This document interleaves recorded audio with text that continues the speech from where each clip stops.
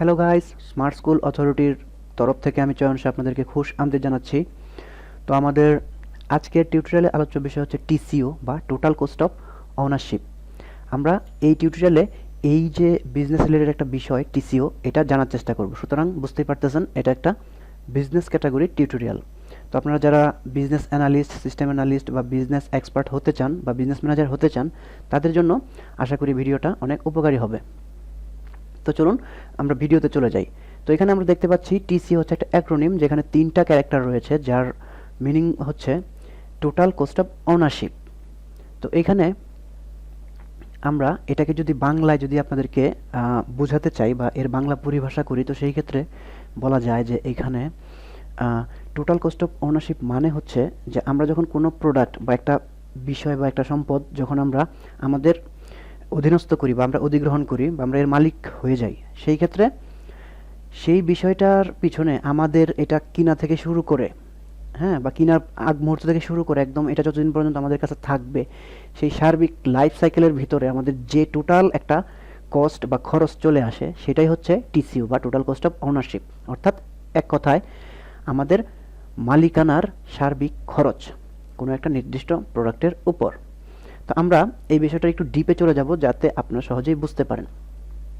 তো এইখানে দেখুন, এই যে একটা প্রোডাক্টের মালিকানার যে সার্বিক খরচটা, এইটা কিন্তু কিছু বিষয়ের উপর নির্ভর করে। এখানে আমরা 5টি বিষয় দেখতে পাচ্ছি, এগুলো হচ্ছে প্রধান বিষয়। এই কোস্টগুলো কিন্তু আমাদের কাউন্ট করতে হবে। এই যে 5টা কোস্ট আমরা দেখতে পাচ্ছি, pre acquisition cost, operating cost, maintenance cost এবং এই ডিসপোজাল কোস্ট। এই 5টা কোস্ট কিন্তু আমাদের খুবই ইম্পর্টেন্ট এই টিসিওটাকে নির্ধারণ করার জন্য বা এটা সম্পর্কে আমাদের জানার জন্য। তো এছাড়াও আরও কিছু সাব কোস্ট থেকে যায়, হ্যাঁ, যেমন ডাউন টাইম কোস্ট, যেটা কোনো কোনো প্রোডাক্ট যখন আমরা কোনো প্রোডাক্টটা যদি কাজ না করে, তো সেই ক্ষেত্রে আমাদের বাড়তি কিন্তু কিছু খরচ করে সেটার বিকল্প কাজ করাতে হয়। তো সেগুলো হচ্ছে ডাউন টাইম কোস্টের আন্ডারে। আমরা এই বিষয়টা পরে দেখব। তো আমরা এখানে এই 5টা বিষয় নিয়ে আপনাদেরকে স্টেপ বাই স্টেপ বর্ণনা করব। তো প্রথমে আমরা চলে আসি প্রি অ্যাকুইজিশন কোস্টে। তো প্রি অ্যাকুইজিশন কোস্টের মানে হচ্ছে কোনো কিছু অধিগ্রহণ করার আগে বা এর পূর্বের যে কোস্টটা, সেটা। যেমন আমরা কোনো প্রোডাক্ট বা কোনো মেশিন বা কোনো গাড়ি বা কোনো বিল্ডিং বা যে কোনো কিছু, কোনো প্রোডাক্ট যখন আমরা খরিদ করার চিন্তা করি বা আমরা কোনো প্রোডাক্টকে আমাদের মালিকানার আওতায় আনার চেষ্টা করি, তো তারাই কিন্তু আমাদের কিছু খরচ চলে আসে, যেমন রিসার্চ, নেগোসিয়েশন এবং সাপ্লায়ার ভিজিট অ্যান্ড অডিট, এই বিষয়গুলো। তো এছাড়াও আরও কিছু বিষয় থাকে, আমরা এইগুলোকে এখানে আলোচনা করব। এগুলো হচ্ছে প্রধান বিষয়। যেমন রিসার্চের ক্ষেত্রে কি হয়, যে আমরা যখন ওই প্রোডাক্টটা কিনতে চাই, তো সেই ক্ষেত্রে কিন্তু আমাদের কিন্তু ওই প্রোডাক্ট সম্পর্কে রিসার্চ করতে হয়। আমরা নেটে ঘাটাঘাটি করি, বিভিন্ন মানুষজনের কাছে জানার চেষ্টা করি বা আরও বিভিন্নভাবে এটা সম্পর্কে তথ্য সংগ্রহ করার চেষ্টা করি। তো এই ক্ষেত্রে কিন্তু আমাদের অনেক সময় ফোন চার্জ, নেট চার্জ বা আমাদের অনেক আরও আনুষঙ্গিক খরচ চলে আসে, যে আমরা যখন এটা সম্পর্কে জান খোঁজার চেষ্টা করব, আমরা সেই ক্ষেত্রে কিন্তু কিছু খরচ হতে দেখব। তো এটাই হচ্ছে রিসার্চের যে কোস্টটা, এটা আমাদের আমলে রাখতে হবে। ওই প্রোডাক্টের টোটাল কোস্টের মধ্যে কিন্তু আমাদের এটাকে এখানে আওতাধীন করতে হবে। তারপর হচ্ছে নেগোসিয়েশন। তো আমরা যখন এই প্রোডাক্টটা রিসার্চ করার পর আমরা যখন এই প্রোডাক্ট সম্পর্কে আলোচনা করতে চাই বা কোম্পানির সাথে বা কোনো এক্সপার্টের সাথে, সেই ক্ষেত্রে কিন্তু আমাদের অনেক সময় মোবাইলের মাধ্যমে আলোচনা করতে হয়, টেলিফোনের মাধ্যমে আলোচনা করতে হয় বা কোনো পেইড সিস্টেমে আমাদের আলোচনা করতে হয়, কোনো ট্রেনিং নিতে হয় বা যে কোনো বিষয়, এই বিষয়গুলো সম্পর্কে কিন্তু আমাদের নেগোসিয়েশন করতে হয়। তো এই ক্ষেত্রে কিন্তু আমাদের একটা খরচ চলে আসে। অর্থাৎ আমরা যে আলোচনা করলাম, হ্যাঁ, ফোনের বিল দিতে হয় আমাদের, মোবাইলের চার্জ চলে যায় বা এরকম আরও অনেক ধরনের ব্যাপার স্যাপার থাকে। তো সেই ক্ষেত্রে কিন্তু আমাদের এই নেগোসিয়েশনের একটা চার্জ বা কোস্ট কিন্তু এখানে ধরতে হয়। এটাও কিন্তু আমাদের এই প্রোডাক্টের টোটাল কোস্টের মধ্যে পড়ে যাবে। তারপর হচ্ছে সাপ্লায়ার ভিজিট অ্যান্ড অডিট। তো আমরা যখন প্রোডাক্টটা কিনবো, তো সেই ক্ষেত্রে কিন্তু আমাদের এই প্রোডাক্টটা কেনার আগে আমরা কিন্তু তাদের শোরুমে যেতে পারি, হ্যাঁ, এবং সেটা ভিজিট করতে পারি এবং অডিটর হিসাবে সেটা সম্পর্কিত আরও বিভিন্ন ব্যাপার স্যাপার জানতে পারি। তো এই ক্ষেত্রে আমাদের যে সেইখানে আমরা যেখান থেকে এটা আমাদেরকে সাপ্লাই করা হবে বা যে শোরুমে আমরা শোরুমে এটা কিনতে যাব, তো সেই ক্ষেত্রে আমরা কিন্তু দেখতে যাওয়ার ক্ষেত্রে আমাদের কিন্তু কিছু খরচ চলে আসে। সেই ক্ষেত্রে আমাদের রাস্তাঘাটের খরচ হতে পারে, ভাড়া হতে পারে, তাছাড়া ওইখানে গিয়ে আরও বিভিন্ন আনুষঙ্গিক খরচ বা বিভিন্ন লোকজনকে বিভিন্ন বকশিস দেওয়া লাগতে পারে এই বিষয় সম্পর্কে জানানোর জন্য। তো এই যে কিছু টুকটাক খরচ আছে, তো এই খরচগুলো কিন্তু আমাদের প্রি অ্যাকুইজিশন কস্ট ওই প্রোডাক্টের ক্ষেত্রে, এগুলো কিন্তু আমাদের মাথায় রাখতে হবে। তারপরে আমরা দেখব হচ্ছে অ্যাকুইজিশন কস্ট। তো এটা হচ্ছে ইম্পর্ট্যান্ট একটা ব্যাপার, যে আমরা যখন প্রোডাক্টটা কিনবো তো সেক্ষেত্রে কিন্তু আমাদের এই purchase price, delivery, installation, setup এবং স্পেয়ার্স বা অন্যান্য এইরকম কিছু বিষয়ের উপর কিন্তু নজর দিতে হবে, কারণ এগুলোই এই অ্যাকুইজিশন কস্টের আন্ডারের মূল বিষয়। তো এক্ষেত্রে পারচেস প্রাইসটা হচ্ছে ওই প্রোডাক্টের যে মূল্যটা, যেটা আমরা এই প্রোডাক্টটা কেনার ক্ষেত্রে আমরা দিব, তো সেটা হচ্ছে পারচেস প্রাইস। তো ধরুন আমরা একটা গাড়ি কিনলাম, তো সেই গাড়ির মূল্য যদি 20 লাখ টাকা থাকে, তো সেটা যখন আমরা 20 লাখ টাকা দিয়ে কিনে নিয়ে আসবো, তো সেই ক্ষেত্রে কিন্তু আমাদের এটা পারচেস প্রাইস। তো এটা আশা করি সবাই জানেন। তারপর হচ্ছে ডেলিভারি কস্ট। আমরা যখন কোনো প্রোডাক্ট কিনে নিয়ে আসি, তো সেটাকে আমাদের বাড়ি পর্যন্ত বা অফিস পর্যন্ত পৌঁছানোর জন্য কিন্তু ডেলিভারি একটা ব্যবস্থা থাকে অফিস থেকে। তো সেই ক্ষেত্রে কিন্তু আমাদের আর আলাদা একটা চার্জ দিতে হয়। যেমন আমরা যদি একটা মেশিন কিনে নিয়ে আসি, তো সেটাকে আমরা কাভার্ড ভ্যানে করে বা কোনো ভ্যানে করে নিয়ে আসবো, ঠিক আছে? তো এই যে ট্রাকের একটা ভাড়া আছে, এটা কিন্তু কোম্পানি নিজে বেয়ার করবে না, এটা আমাদেরকে দিতে হবে। তো এটাও কিন্তু আমাদের অ্যাকুইজিশন কস্টের একটা পার্ট। তারপর হচ্ছে ইনস্টলেশন সেটআপ কস্ট। তো দেখা গেল যে অনেক সময় এই প্রোডাক্টটা আনার পর এটাকে ইনস্টল করতে হবে, সেটআপ করতে হবে, এর জন্য কিন্তু লেবার প্রয়োজন পড়ে বা টেকনিশিয়ান প্রয়োজন পড়ে, যেটা আমরা করতে পারি না অনেক সময়। তো সেই ক্ষেত্রে অফিস থেকে বা বিভিন্ন থার্ড পার্টি প্রতিষ্ঠান থেকে কিন্তু আমরা এইটার ইনস্টলেশন বা সেটআপ করিয়ে নিই। তো এই ক্ষেত্রে তাদেরকে কিন্তু আমাদের একটা চার্জ পে করতে হয়। তো এটা কিন্তু ইনস্টলেশন আর সেটআপ কস্টের আন্ডারে। তারপর হচ্ছে স্পেয়ার্স, অর্থাৎ অন্যান্য যে আনুষঙ্গিক খরচ আছে, যেমন মনে করেন এটা আনার সময় হয়তো আমাদের আরও বাড়তি কিছু বকশিস দেওয়া লাগতে পারে, এবং এই লেবারদেরকে আরও বাড়তি কিছু মানে চা খরচ দিতে হয়। অনেক সময় দেখা গেল যে এই বিভিন্ন ধরনের ট্রেনিংয়ের ব্যাপার স্যাপার থাকে, এটাকে যখন আমরা ইউজ করব, তো সেই ক্ষেত্রে ট্রেনিং দেওয়ায় নিতে হয়, হ্যাঁ? তো বা আমাদের নিজেদেরকে শিখতে হয়। তো এই যে ব্যাপার স্যাপারগুলো আছে, এই বিভিন্ন খরচ কিন্তু এই চলে আসে এটার সাথে। তো এরপর আমরা দেখব হচ্ছে অপারেটিং কোস্ট।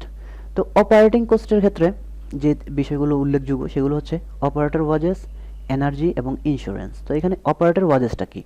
তো অপারেটর ওয়াজেসটা হচ্ছে যে আমরা ধরুন একটা গাড়ি বা একটা মেশিন নিয়ে আসলাম, তো এটাকে আমরা নিজেরা হয়তো চালাতে পারবো না বা আমরা নিজেরা চালাতে জানি না। তো সেই ক্ষেত্রে কিন্তু আমাদের এটার জন্য মেকানিক বা অপারেটর রাখতে হবে, যে এটাকে চালাবে বা পরিচালনা করবে। গাড়ির জন্য হয়তো ড্রাইভার আপনারা রাখতে দেখবেন অনেক জায়গায়। তারপর হচ্ছে কোনো মেশিনের জন্য কিন্তু মেশিনের পরিচালক কিন্তু থাকে যারা মেশিন চালায়, তো এদেরকে কিন্তু একটা টাকা আমাদের দিতে হয়, হ্যাঁ? এবং আমরা যদি এগুলো চালানো শিখতেও চাই, তো সেই ক্ষেত্রে কিন্তু শেখার জন্য যে ট্রেনিং চার্জটা, এটাও কিন্তু দিতে হয়। এটাও কিন্তু আমরা এই ক্ষেত্রে অপারেটিং কোস্টেও ধরতে পারি, ঠিক আছে? এটা আমরা আগে আলোচনা করেছি, আমরা এখানেও এটা ধরতে পারি। তারপর হচ্ছে এনার্জি। এটা হচ্ছে মোস্ট ইম্পর্ট্যান্ট একটা বিষয়, কারণ আপনারা জানেন যে শক্তি ছাড়া কোনো কাজ হয় না। তো এই ক্ষেত্রে আমরা যখন গাড়ি বা মেশিন চালাবো, আমাদেরকে কিন্তু এর জন্য শক্তির ব্যবস্থা করতে হবে, অর্থাৎ ইলেকট্রিক চার্জ হতে পারে বা ফুয়েল মোবিল হতে পারে, অয়েল হতে পারে, হ্যাঁ, ডিজেল হতে পারে, পেট্রোল হতে পারে, যেটাই হোক। এই যে এনার্জির যে ব্যাপারটা, এই এনার্জিগুলো দেওয়ার জন্য কিন্তু আমাদের প্রতিনিয়ত কিন্তু এখানে চার্জ দিতে হবে। তো এটাই হচ্ছে অপারেটিং কস্টের একটা গুরুত্বপূর্ণ ব্যাপার। তো আপনি গাড়ি কিনেছেন, আপনার কাছে এটাকে প্রতিদিন চালানোর জন্য আপনাকে কিন্তু তেল মোবিল দিতে হবে। আপনার যদি পেট্রোল কেনার খরচ না থাকে, তো আপনি বাইক কিনে কী করবেন? এটা কিন্তু আস্তে আস্তে নষ্ট হয়ে যাবে আপনি যদি ঘরে ফেলে রাখেন। তো সেই ক্ষেত্রে এনার্জির জন্য কিন্তু আমাদের একটা চার্জ ব্যয় করতে হচ্ছে। তারপর হচ্ছে ইন্স্যুরেন্স। এটাও একটা ইম্পর্ট্যান্ট অপারেটিং কোস্ট। সেটা হচ্ছে যে আমরা যখন কোনো গাড়ি বা কোনো মেশিন যখন চালাবো, তো এটা চালাতে গিয়ে কিন্তু অনেক সময় অনেক দুর্ঘটনার শিকার হতে হবে। হয়তো আমরা দেখা গেল যে একটা শ্রমিকের ক্ষতি হয়ে গেল, বা যে আমার মেশিন চালাচ্ছে তার একটা ক্ষতি হলো এটা চালাতে গিয়ে, বা সে ইলেকট্রিক কোনো শক খেলো বা কোনো প্রকার তার ইনজুরি হলো, তো সেই ক্ষেত্রে তাদেরকে চিকিৎসা বাবদ আমাদেরকে কিন্তু সার্ভিস দিতে হবে, আমাদেরকে টাকা দিতে হবে।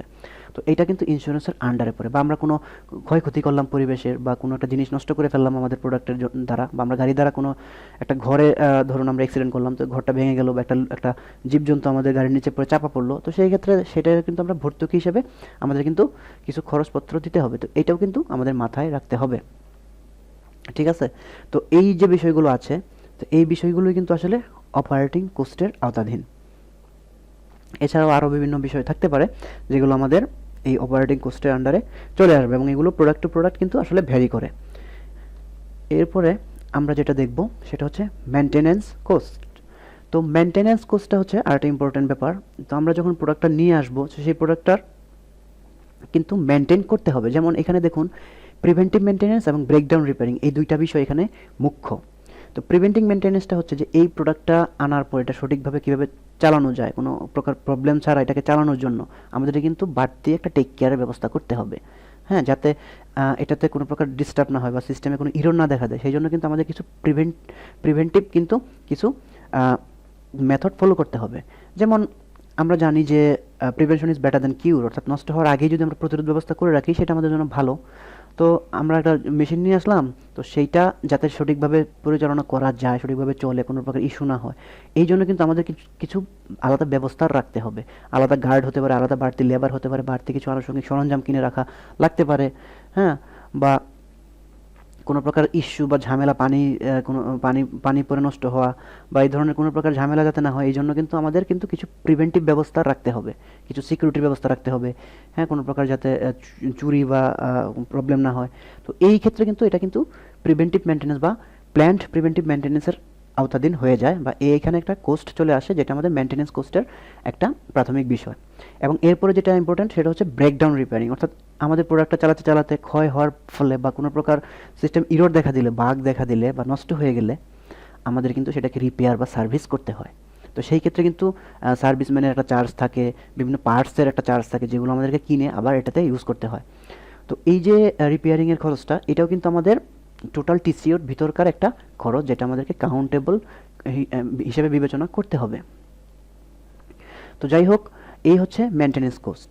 তো এরপর সর্বশেষ যে বিষয়টা আসে সেটা হচ্ছে ডিসপোজাল কোস্ট। তো ডিসপোজাল শব্দের অর্থ হচ্ছে নিষ্পত্তি বা হস্তান্তর করা, যেটাকে আমরা বলতে পারি আমরা যখন একটা প্রোডাক্ট ব্যবহার করা ছেড়ে দেব, তো সেই ক্ষেত্রেও কিন্তু আমাদের কিছু কোস্ট বা খরচ চলে আসে। যেমন এখানে আমরা দেখতে পাচ্ছি, এখানে ডিকমিশনিং, ডিসঅ্যাসেম্বলি বা ডিপ্রিসিয়েশন, এই তিনটা বিষয় কিন্তু ইম্পর্টেন্ট। তো ডিকমিশনিংয়ের মানে কি?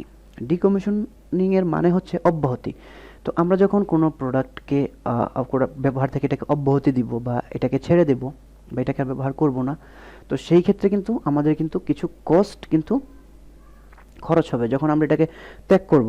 তো সেই ক্ষেত্রে এটার পেছনে যে আমাদের কিছু বাড়তি জিনিস ছিল, এটার জন্য আমরা বাড়তি কিছু প্রোডাক্ট কিনে রেখেছিলাম পরবর্তীতে ইউজ করার জন্য, সেগুলো আর কাজে লাগবে না, তো সেগুলো কিন্তু আমাদের নষ্ট হচ্ছে। তো অনেক সময় সেগুলো কিন্তু আমাদের ডিকমিশনিংয়ের আন্ডারে চলে যাচ্ছে। তারপর হচ্ছে যে ইম্পর্টেন্টটা সেটা ডিসঅ্যাসেম্বলি। এই ডিসঅ্যাসেম্বলিটা হচ্ছে বিচ্ছিন্নকরণ। আমরা যখন এই প্রোডাক্টটা হস্তান্তর করব বা ব্যবহার ছেড়ে দেবো, তো এটাকে আমাদের অফিস থেকে সরিয়ে নিতে হবে বা অন্য কোনো পার্টিকে দিয়ে দিতে হবে। তো সেই ক্ষেত্রে এটাকে খোলাখুলি করতে হবে, এই টোটাল সেটআপটাকে সরাতে হবে। এই জন্য আমাদের অনেক শ্রমিক লাগতে পারে, অনেক লোক লাগতে পারে, মেকার লাগতে পারে। তো তাদেরকেও আমাদের একটা টাকা পয়সা দিতে হবে। এবং এই যে আমরা যাদেরকে কাছে বিক্রি করবো, অনেক সময় হতে পারে যে তাদেরকে পৌঁছায়ও দেওয়া লাগতে পারে, সেই ক্ষেত্রে কিন্তু আমাদের ট্রান্সপোর্টের একটা ব্যাপার স্যাপার চার্জ আমাদের দিতে হয়। তো এটাও কিন্তু ডিসঅ্যাসেম্বলির আন্ডারে পড়ে যায়, যেটা সরানোর জন্য আমাদের টাকা লাগতেছে। তারপর হচ্ছে ডিপ্রিসিয়েশন। তো ডিপ্রিসিয়েশন মানে হচ্ছে মূল্য হ্রাস। তো আমরা যখন এই প্রোডাক্টটা বিক্রি করব, তখন আমাদের কিন্তু এটা অনেক দাম কমে যাবে, এটার মূল্যটা কিন্তু হ্রাস হয়ে যাবে, এটা কিন্তু আগের প্রাইস আর থাকবে না, কারণ এটা ব্যবহার হতে হতে অনেক ক্ষয় হয়েছে। তো এই বিষয়টাও কিন্তু আমাদের এখানে কাউন্ট করতে হবে, যে আমরা খুবই স্বল্প দামে বিক্রি করতে পারবো এবং ওই দামটা কিন্তু আমাদের কোস্টের সাথে যুক্ত হবে, মানে কোস্ট থেকে কেটে কেটে যা থাকবে টোটালটাই কিন্তু আমাদের এই টিসিও বা টোটাল কোস্ট অফ ওনারশিপের আন্ডারে চলে আসে। তো এই যে বিষয়গুলো দেখলেন, এইগুলোই হচ্ছে এই টিসিওর মেইন অবজেক্টিভ। তো এছাড়াও আরও কিছু খরচপাতি থাকবে, আপনাদেরকে ধরে রাখতে হবে, আরও কিছু বাড়তি আনুষঙ্গিক খরচ ধরে রাখতে হবে। যেমন ডাউন টাইম কোস্ট, সেটা হচ্ছে যে ধরুন কোনো সময় আপনি এই আপনার নষ্ট হয়ে যাওয়ার কারণে এই সার্ভিসটা অফ আছে, আমাদের যন্ত্রটা কাজ করতেছেন, তো সেই ক্ষেত্রে 2-3 দিন যদি আমরা এটার বিকল্প কোনো কিছু নিয়ে কাজ করি, তো সেই ক্ষেত্রে আমাদের বাড়তি ভাড়া দিতে হবে। ধরুন আমাদের গাড়িটা নষ্ট হয়ে গেছে, আমরা এটা ঠিক করার আগ পর্যন্ত আমাদের 2-3 দিন অন্য কারো গাড়ি ভাড়া করে নিয়ে এসে বা অন্য কোনো মেশিন ভাড়া করে নিয়ে এসে কাজ করতে হলো, তো এই ক্ষেত্রে আমাদের কিছু টাকা যেতে পারে। তো এইগুলো হচ্ছে ডাউন টাইম কোস্টের আন্ডারে পড়ে যায়। তো এগুলো আসলে টোটালি আমরা বলতে পারি যে এখানে যে কোস্টগুলো আমরা দেখতে পাচ্ছি, এই প্রত্যেকটা কোস্টের ভিতরকার আনুষঙ্গিক বা আলাদা, বা আমরা চাইলে আলাদা এক্সট্রা কোস্টের আন্ডারে রেখে দিতে পারি। তো আশা করি সবাই এই টোটাল বিষয়টা বুঝতে পেরেছেন যে টিসিও বা টোটাল কস্ট অফ ওনারশিপ বিষয়টা কি। আমি যতটুকু পারি সহজ বাংলায় আপনাদেরকে এটা বোঝানোর চেষ্টা করেছি। তো আশা করি আপনারা এটা বুঝতে পেরেছেন খুবই সহজেই। এরপরও যদি আপনারা কোনো কিছু না বুঝে থাকেন বা কোনো প্রকার কোনো জায়গায় কোনো খটকা থাকে, তো আপনি কমেন্ট করতে পারেন। এবং এছাড়া আপনারা চাইলে এটা নিয়ে পড়াশোনা করার জন্য নেটে আরও ঘাটাঘাটি করতে পারেন, তাহলে আশা করি আর কোনো ডাউট আপনাদের থাকবে না। তো সবাইকে অসংখ্য ধন্যবাদ আমার সাথে এতক্ষণ ধরে থাকার জন্য। আমরা পরবর্তী কোনো টিউটোরিয়ালে আবার একত্রিত হব। সেই পর্যন্ত সবাই ভালো থাকবেন, সুস্থ থাকবেন। আল্লাহ হাফেজ।